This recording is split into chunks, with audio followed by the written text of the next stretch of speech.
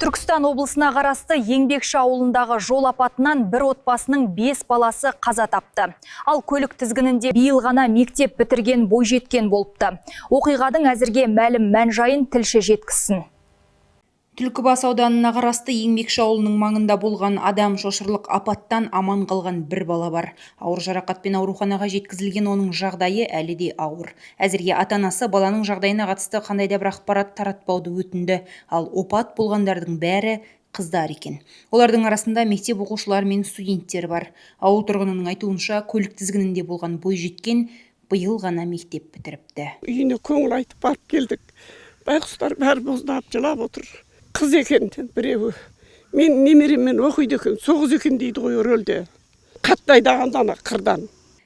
Мәлім болғандай, Volkswagen Polo автокөлігі жоғары жылдамдықпен жолдан шығып кетіп ағашқа соғылған. Қатты соққыдан көлік шанағы екіге бөлініп кеткен екен. Ал Түркістан облыстық полиция департаменті аталған фактіге қатысты мынадай түсініктеме берді.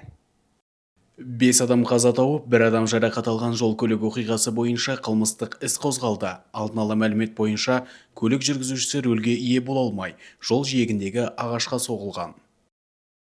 Түркістан облыстық полиция департаментінің баспасөз қызметі.